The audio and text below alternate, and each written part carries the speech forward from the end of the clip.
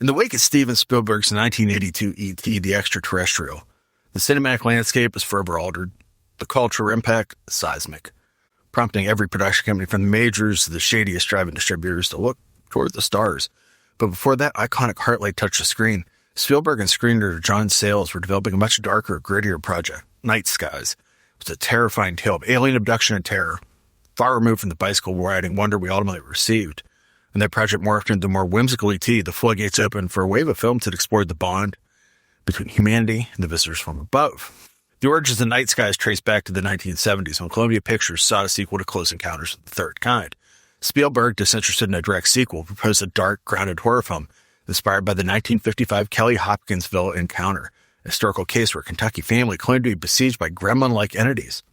Spielberg learned of this chilling event from ufologist J. Allen Hynek during his research for Close Encounters. Initially titled Watch the Skies, a nod to the final line of The Thing from Another World, the project evolved into Night Skies because of intellectual property rights.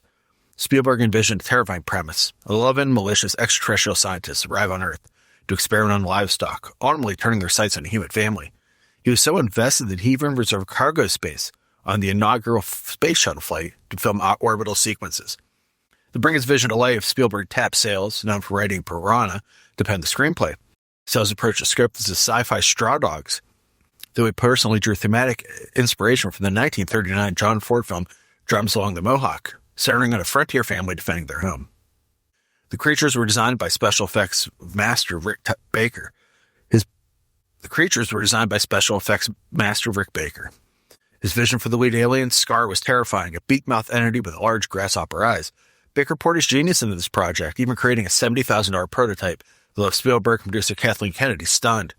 Spielberg even campaigned for Tobe Hooper, the visionary behind Texas Chainsaw Massacre, to direct. While filming Raiders of the Lost Ark in Tunisia, Spielberg's creative compass shifted. He longed for the spirituality and tranquility of Close Encounters. After reading the Night Skies draft to Melissa Matheson, was moved to tears by the potential of a benevolent creature forming a bond with a child from a broken home. The project's DNA fundamentally changed. Night Skies was abandoned, and E.T. and Me, later E.T. the Extraterrestrial, was born. Transition was not without friction. Baker, having spent $700,000 total on Night Skies, parted ways with Spielberg, leading the production to hire Carlo Rambaldi for the iconic E.T. design. The executives at Columbia, concerned that this new direction was essentially a wimpy Walt Disney movie, put it in turnaround. Ultimately, Sid Sheinberg of Universal stepped in, acquired it, and recognized the transformative power of the film. While Night Skies was never made, its influence is etched into the history of genre cinema, especially the movies that Spielberg was involved in, like Poltergeist. The intense horror elements found a home in this movie, with Hooper directing Spielberg's story of a suburban family besieged by paranormal forces. Gremlins kept the core concept of a species that is generally mean-spirited, but has one kind-hearted member. You can even spot a marquee in the film advertising Watch the Skies. War of the Worlds, a later Spielberg film, shares the DNA of the original, more menacing alien creatures concepts, and there was even a sequel planned that Spielberg and Matheson wrote a 10-page treatment for, E.T. 2, Nocturnal Fears, that had the malicious animal-mutilating cousins of E.T. The dark impulses of Dark Sky never left his mind. John Sayles famously viewed his Night Skies ending, where the kind alien buddy is left behind by his cruel peers, as a departure point, rather than a blueprint for E.T., respecting the work Melissa Matheson created. It's a fascinating testament how one idea, nurtured by some of the greatest minds in film, branch out to define our darkest nightmares and our most cherished cinematic wonders.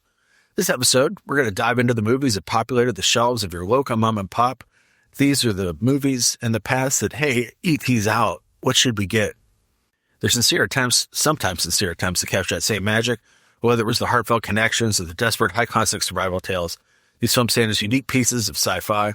They aren't just shadows of the blockbuster. Sometimes they are, but sometimes they're ambitious, creative visions that reflect the specific anxieties and hopes that E.T. gave. Grab your gear, keep your eyes on the horizon, watch the skies. We're going full-on alien, and we're going to start all the way across the world with our friends in Turkey, and we're going to give you Baddie. Oh, Baddie. There's a character named Brule, who has an abusive dad, and Ali, who just has a mom and dog. Well, he had a dog until a policeman shoots and kills it. Welcome to kids' movies. These two kids are in the same school, and they become friends and bond over an alien they meet, who is green, has a giant head, and I'm completely serious, shoots smoke out of his penis at one point. Also a kids' movie. Set eating Reese's Pieces. Reese's Pieces. He eats Turkish treat, of course. He looks through a porn mag. And I wonder how much of E.T. the director Zafed Par and writer Baris Perhassan saw before they made it. Probably just as much as director Mujak Gazen when he did Hamodi. Get ready, we're coming to that. The craziest thing is that Batty's power is to give heart attacks, which he gives to humans, both good and bad, who are so overwhelmed by his appearance that their hearts stop working.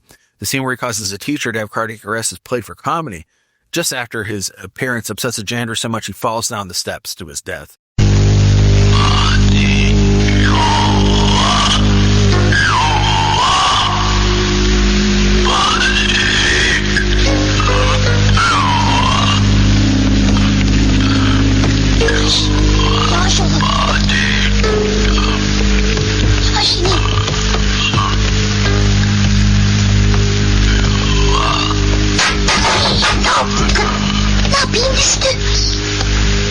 Ne yaptınız be? Hadi kalkın oradan.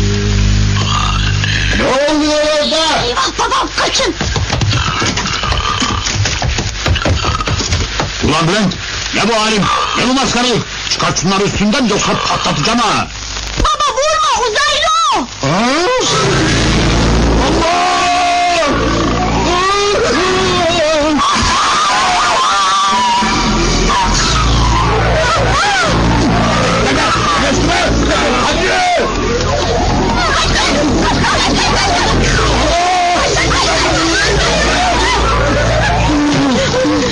Boulay and Ali give inflammatory speeches to the local kids who take over an amusement park so Batty can use a Ferris wheel as an antenna to phone home. When the villagers come with torches along with cops, the kids put on masks and throw smoke bombs. This movie is wild as it has kids riding in the streets to get Batty back home, which kind of reminds me of another movie, Cannon's Too Much, a movie that ends with kids having a revolution alongside robots. Our next movie, Homodi, another movie from the same Turkish filmmakers, similar Turkish filmmakers, leave it to them to not only completely rip off E.T., but to also make the alien homosexual and lost in 1970s Turkey. Directed, written, and starring Mujak Gazen, the movie poster also features the USS Enterprise, which is not in the movie. I love that someone spent weeks to write a research paper on this movie, which I've read. Guess you're going to spend the time and energy to make a movie where a big butt alien comes down to our planet and helps us explore the ways that LGBTQ people dealt with the expression of 70s Turkey, as well as exploring tabloid culture. This would be the movie to write about. When people at work ask, what movies is everybody watching? I hope that someone else answers. I don't want to answer because I have to explain. Oh, I watched a Turkish version of E.T. with a gay alien that has no subtitles, and I watched it and made up my own dialogue in my head. Good evening and welcome once again to the Disney Sunday Movie.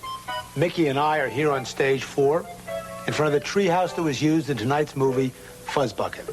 It was in this very treehouse that a young boy and his invisible friend, Fuzzbucket, spent hour after hour talking and playing. The more the boy would tell his family and schoolmates about his invisible friend, the less they would believe him. Now that's perfectly understandable. We all know that invisible friends like Fuzzbucket really don't exist. I beg your pardon? Mickey, can you believe this? Fuzzbucket. Michael, I just can't tell you how long I've wanted to meet the great Mickey Mouse. For years I've watched him on the Mickey Mouse Club on television. I'll bet I've seen every one of his cartoons, at least twice. I'm a real fan. Well, let me take this opportunity to introduce you to Mickey Mouse. Mickey Mouse, Fuzzbucket. Fuzzbucket, Mickey Mouse. How do you do? Nice to meet you, Fuzzbucket. It's my pleasure. I just loved your movie. You were terrific. All right. Hey, guys, wait a second. No more talking. We really have to get on with the movie. All right. Let's have lunch. I know a place please, that makes a roll the great film. cheese We gotta omelet. start. I'd Roll the love to. Up next, Fuzzbucket. Oh, God, Fuzzbucket. Fuzzbucket is a hairy creature that lives in the swamps of Dead Man's Marsh. Is that where Dr. Sin lives? There's a deep-cut Disney live action. Well, many other Fuzzbuckets live there, and yet here he is in the life of a junior high kid creating all manner of hijinks. And I demand that you gaze upon Fuzzbucket. He's invisible at times, so you'll have to wait for a bit, because he looks like some kind of naked humanoid rat, the kind of creature that one imagine lives beyond the wall of sleep. Some Lovecraftian menace sent here to take root inside your mind and then destroy it from the inside out, instead of a lovable Disney Channel creature. Let's blame Mick Garris, the man who directed Critters 2, Psycho 4, Sleepwalkers. This is his first directing credit before he was a master of horror. He's only a master of horror because I think he picks up the check when they all go to dinner at the restaurant. I said it. Mick Garris, you want to come on the show and debate it for me? I'm here for it. I guess we can at least say that there's a great cast. John Vernon is the principal. Teen Witch Robin Lively's in it. Sonic, idiotic, disconnected, not respected. Who would ever really want to go and top that? Such a waste of pretty face, but hanging in your nose space. I wish that you would take a look and really stop that. Top that. Well, stop that. I don't really give a about trying to top that. Top that. Stop that. I wish you finally take a real look and really stop that. Phil Fundacaro, the voice of the Creeper in The Black Cauldron, as well as Sir Nigel Pennyweight from Ghoulies 2 and Greaser Greg in the Garbage Pail Kids movie, plays Fuzzbucket. Why do I know the characters' names from Garbage Pail Kids, the movie? I know that Fuzzbucket suddenly appeared here in this room after years of speaking to me only as a ghost. I'd react as if there were no God. Fuzzbucket is terrifying. She's coming to us from another star. She's lived her childhood across 7 solar systems. Are you guys tourists? Yes, we're from the east. She's learned things the best of us only sense. They're visiting from another planet, Grandpa.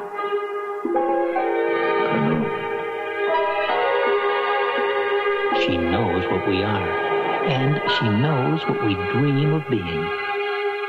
He was the only guy on Earth that knew their secret. It was the first time he had anything important to say, and he just couldn't tell anyone. We won't be frightened. Besides, we have a whole world to hide in. Yeah, well, how do you plan to do that with him along? Hyper Sapien. He was from a small town in Wyoming. She was from another star. They fell in love with each other and a place called Earth. Hyper Sapien. People from another star. Hyper Sapien. People from another star in 1986. Well, this movie says, in the tradition of E.T., they aren't talking about Lisa Gibbons and Mary Hart. They're talking, and John Tesh. They're talking about E.T. the Extraterrestrial. This is the next to last movie, directed by Peter R. Hunt. What was the next movie? The Bronson film Assassination, of course. He's a great filmmaker. He made Dr. No, From Russia with Love, Goldfinger, Thunderball, You Only Live Twice, Under Majesty's Secret Service. It was going to be directed by Michael Weidle, who did Woodstock and Woofin', the movie that everybody forgets came out the same year as American Werewolf and The Howling. But he dropped out. 3 people credited with the story: Christopher Adcock, Christopher Blue, and Barney Page. None of them ever made a movie again. Either they were so happy with the experience they didn't want to ruin it, or so depressed that they never came back. Or they aliens, and this is their story, so they went back to their homeworld many light years away to make other movies. Robin and Sidney Penny from The Bold and the Beautiful and All My Children. Tavi, who is in the BBC series Holby City, and a furry beast named Kirby, are aliens that have left the planet Taros to visit Earth. They befriend a boy named Dirt, who is Ricky Paul Golden, who had a trunk full of class rings in the remake of The Blob. Dirt decides to introduce the aliens to his grandfather, Keenan Wynn, of course, who allows Kirby to drink gasoline and join him as they shoot course cans, and Grandpa brings the alien to meet a senator, and well, things don't work out that well. Talia Shire shows up, probably to get another name under Wins to sell this to foreign audiences.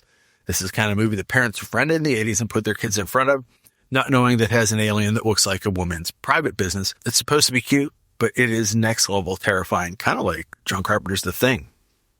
Up next, oh my gosh, Meatballs Part 2. It may not have Bill Murray, but it does have Ken Whitehorn as the director. Somewhere, somehow, someone saw Eyes of a Stranger in Shockwaves and said, that's the one to make our teen sex comedy. I'm being silly because we also know that Ken made King Frat, and that alone qualified him for this. Richard Mulligan, love him, plays Giddy, the owner of Camp Sasquatch. He's battling Colonel Bat Jack Hershey, Hamilton Camp, the robot from Star Crash, who owns Camp Patton, and he wants the whole way for himself. They decide at the end of the summer there's going to be a boxing match to settle matters, so Giddy recruits an inner-city tough kid named Flash, John Mangotti, for that pugilistic task, but the kid really just wants to crush a custard truck with Cheryl, played by Kim Richards. And of course, the kids at the camp have an alien named Meathead staying with them. He's played by Felix Silla, of course, and voiced by Archie Hahn, who is one of the Juicy Fruits, Beach Bums, The Undead, and Phantom of Paradise. This movie has some decent actors in it. Misty Rowe from Hee Haw, John Larroquette from Texas Chainsaw Massacre. Oh yeah, and Night Court. A pre-Pee-wee Paul Rubens, Jason Hervey, Elaine Boozler, Cammy Kaler from Don't Get Into the Park, Blackie Dammit, the father of Anthony Kiedis, let's not blame him for that, and Donald Gibb, R.I.P. Just seeing a few of those names, and I knew I had to watch this. I like my movies like I like my pasta. Meatballs, too. Up next, let's move to 1988. Purple People Eater.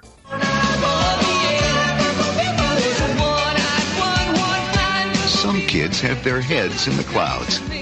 Look at Billy. He dreams all day. Earth calling Billy. Hey, Billy, can't just stream our lives away. But one day, a rock and roll dream came true. A purple people eater, playing rock and roll music through the horn on his head. Wow! Come on, everybody, do the purple. Purple is a little strange, but that's because he's a real artist. Starring Ned Beatty. What's it look like? Very punk. Shelley Winters. I'm going to twist it up. I'm going to twist it down. I'm going to twist it up and then around. And of course, Purple. Special guest appearances by Chubby Checker and Little Richard.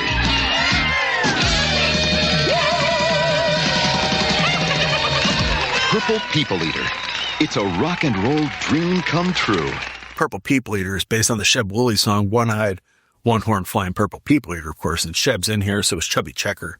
So is Little Richard, who used to scare hell of parents.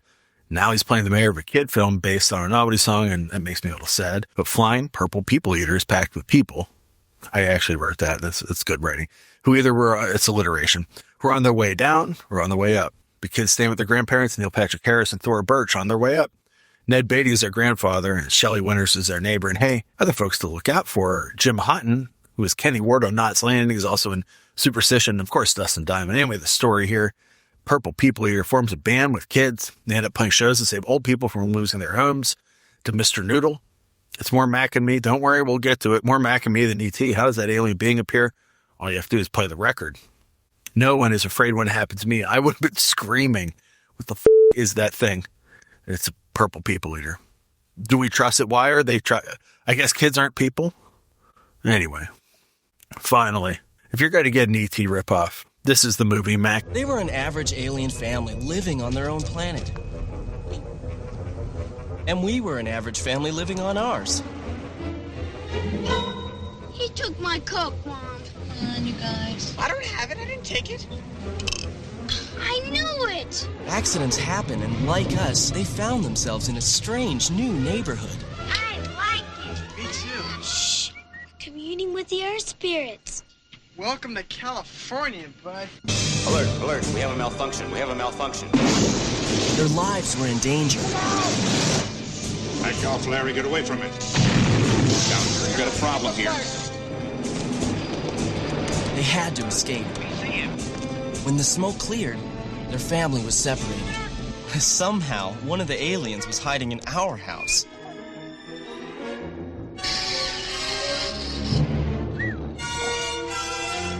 The government wanted to capture him. It's here. Everyone was after him. And my brother, Eric, wants to make friends. We got him! Turn it off!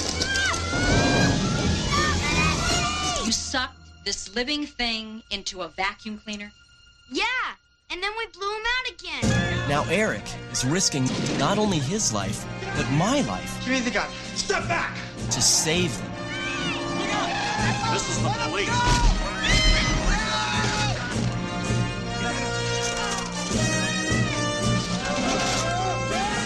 There he is! I told you they don't understand. It's about more than friendship.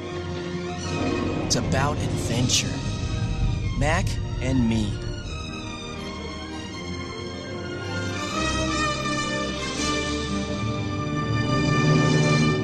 There are many reasons why I love my parents. They allowed me to read, listen to, and watch anything I wanted to.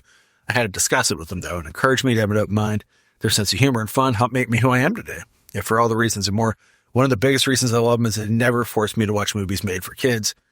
Like Mac and Me, a NASA vehicle is taking soil samples and ends up vacuuming 4 aliens, taking them back to Earth. Quickly, that family of sea monkey-looking aliens escapes because they can heal or destroy anything they touch. However, the youngest gets separated and ends up tagging along with the Cruz family, wheelchair-using Eric, older brother Michael, and their mom, Christine Ebersole. This career is filled with horror like the 1980 to 81 SNL season, in the Bill Cosby vehicle Ghost Dad. The Cruz family has moved from Chicago to Sacramento, but the alien ruins most of their new home near instantly. Eric tries to catch him, but his wheelchair goes flying downhill. If you've seen Paul Rudd on Conan, you know that scene. The alien is now known as Mac, mysterious alien creature, not money access card.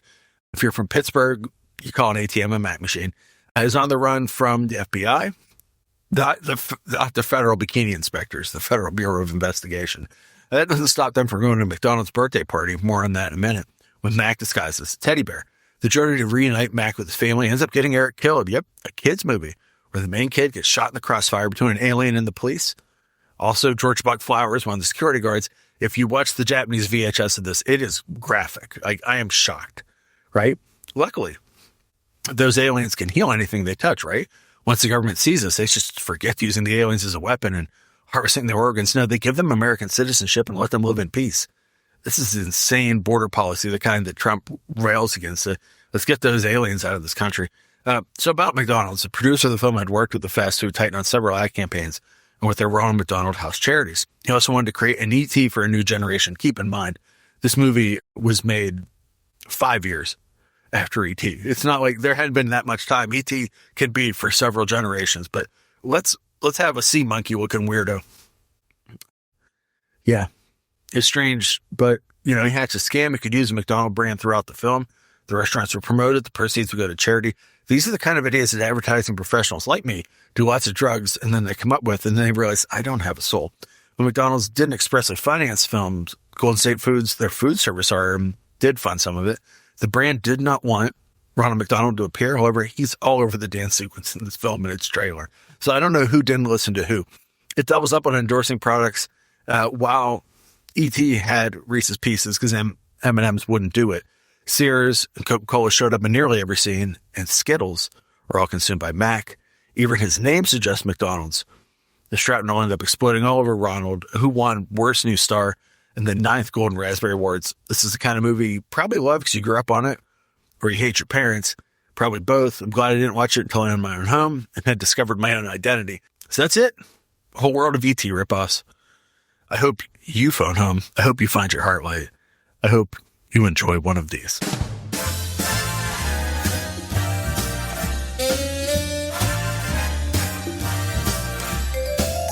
You've been listening to B&S About Movies. Visit the site at bnsaboutmovies.com and email Sam at bnsaboutmovies@gmail.com. You can also donate to the show via the Ko-Fi link in the show description, and Sam will do the movie of your choice. And now, Heartlight. Turn on your heart lights. Let it shine wherever you go. Let it make a happy glow for all the world to see. Turn on your heart lights in the middle of a young boy's dream. Don't wake me up too soon. Gonna take a ride across the moon, you and me.